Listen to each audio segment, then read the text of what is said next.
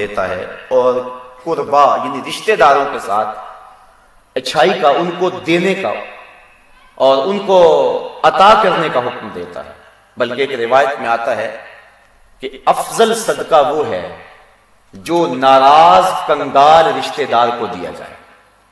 رشتہ دار ناراض ہے تم سے، تمہارا شریک بنا ہوا ہے، حالانکہ یہ بھی ایک عجیب اصطلاح ہے۔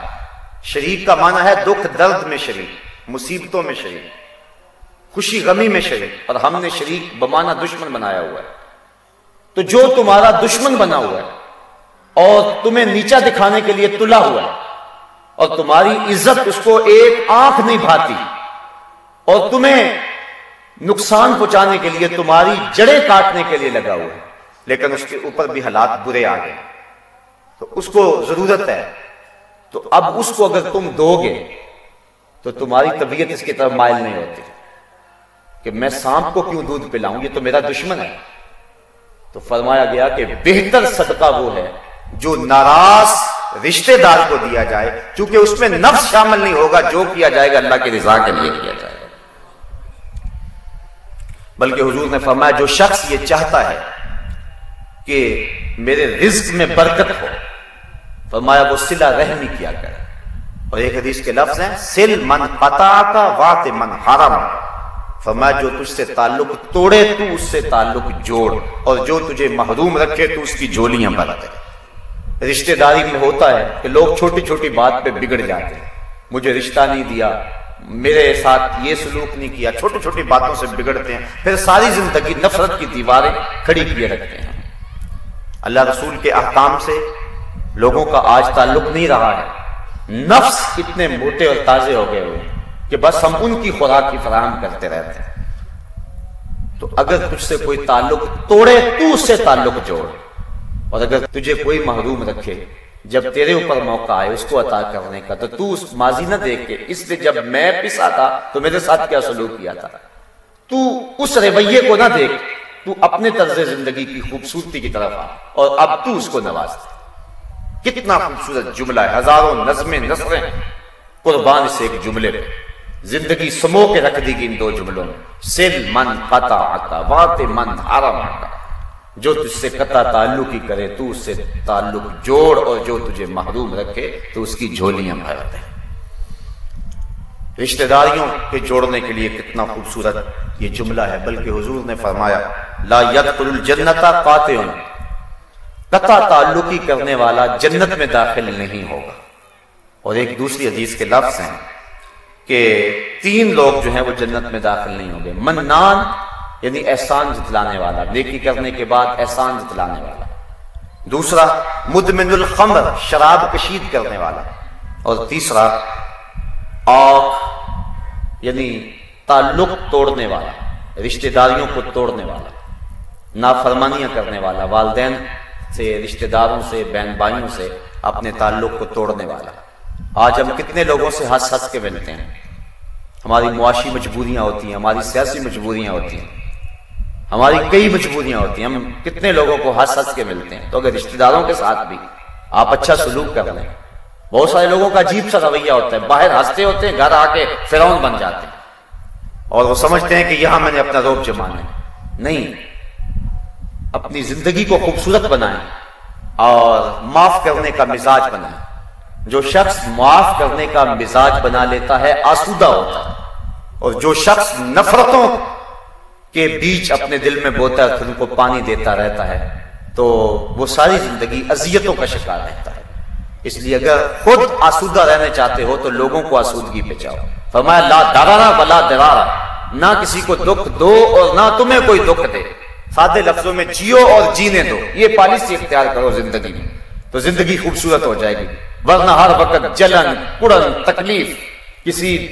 رشتہ دار کو دولت مل گئی تو کڑن اور جلن، کسی کو کوئی عزت مل گئی تو کڑن اور جلن، یہ ہر وقت کڑن اور جلن کی زندگی بسر ہوگی اور اذیت ہی ہوگی۔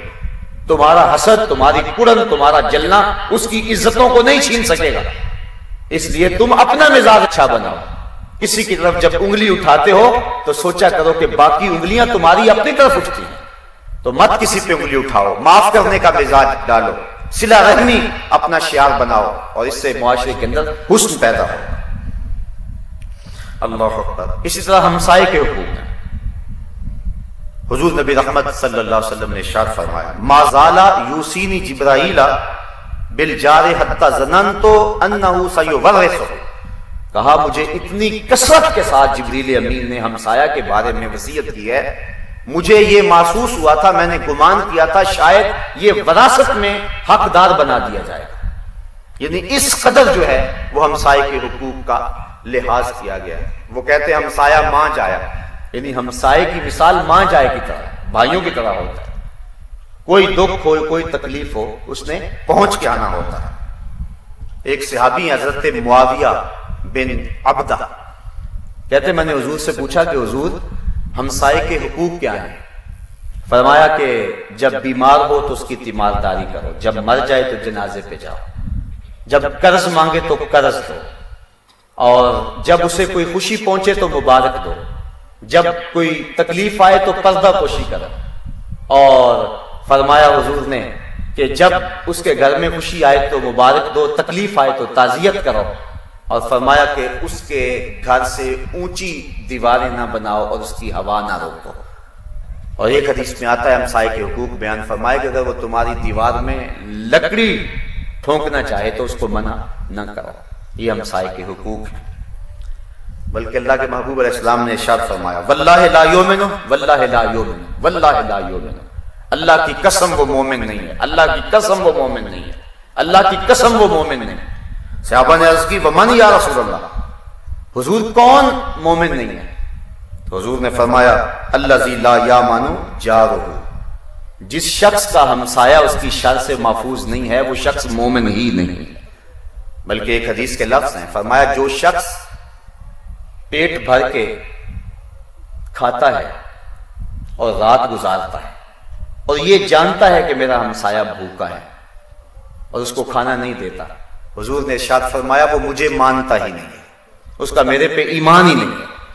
ہمسایہ بھوکا ہو تو 40 دن نمازیں قبول نہیں ہوتی، تو فرمایا اس کا میرے پہ ایمان ہی نہیں۔ بلکہ حضور نے ایک آسان نسخہ بیان فرمایا، سنیے۔ حضور فرماتے ہیں کہ جب تم کھانا پکاؤ تو تھوڑا سا پانی زیادہ ڈال لو اور شوربہ ہمسایوں کے گھر بھی بھیج دو، یہ ہمیں شریعت نے حکم دیا۔ اور اگر ایسا ہم نہیں کر سکتے تو پھر حکم ہے کہ ایسے زاویے میں کھانا پکائیں کہ ہمسائے کے بچوں تک اس کی خوشبو نہ پہنچے، کیونکہ مزدور کے غریب بچے اگر اپنے باپ سے اس کی فرمائش کر بیٹھے تو وہ فرمائش کو پورا نہ کر سکا تو پھر اس کا علاج کس کے پاس ہوگا؟ یا تو تم تھوڑا سا پانی زیادہ ڈال لو اور شوربے کی پیالی ایک بھیج دو، کوئی حرج نہیں ہے اس میں، تمہارا کیا بگڑے گا، اور یا پھر ایسے زاویے میں تم وہ چیز پکاؤ کہ اس کی بو ہمسائے کے گھر نہ پہنچے۔ کہ بچے اگر رو پڑے ضد کر بیٹھے، بچے تو بچے ہوتے ہیں، انہیں کیا پتا ہوتا ہے ہمارے والدین کی پوزیشن کیا ہے، بچے تو کھیلنے کے لیے چاند بھی مانگ لیتے ہیں، بچے تو امیر اور غریب کے ایک جیسا مزاج رکھتے ہیں، یہ تو بعد میں پتا چلتا ہے کہ ہم غریب ہیں اور ہماری حالت یہ ہے۔ جب جوان ہوتے ہیں، پروان چڑھتے ہیں اور حالات کا جبر سہتے ہیں، پھر انہیں پتا چلتا ہے ہم نے تو عید کے دن بھی آلو چھولے بیچنے ہیں، ہم نے تو عید کے دن بھی غبارے بیچنے ہیں، ہم نے تو عید کے دن بھی بسوں میں پانی بیچنا ہے اور کنڈکٹروں کے دھکے کھانے ہیں۔ یہ تو بعد میں انہیں پتا چلتا ہے، لیکن بچپن میں تو نہیں پتا ہوتا ان کو، تو وہ اپنے ماں باپ سے ہر وہ مطالبہ کر لیتے ہیں جس مطالبے کو وہ پورا نہیں کر سکتے، تو ماں باپ پھر پریشان ہو جاتے ہیں۔ وہ کیا کسی نے کہا تھا دوپہر کو سلا دیتی ہے بچوں کو وہ اس ڈر سے، دوپہر کو سلا دیتی ہے بچوں کو وہ اس ڈر سے، گلی میں پھر کھلونے بیچنے والا نہ آ جائے۔ یہ تو ان لوگوں سے پوچھے کہ جو محرومیوں کا شکار ہیں کہ وہ روتے ہوئے بچوں کو کیسے چپ کراتے ہیں، بچوں کی آرزوئیں اور مچلتی ہوئی تمناؤں کو کس طرح جو ہے وہ خاموش کرواتے ہیں۔ آپ روز دیکھتے نہیں ہیں کہ لوگ ماں باپ اپنے بچوں کی آرزو پورا نہیں کر سکتے تو وہ خودکشی کر جاتے ہیں۔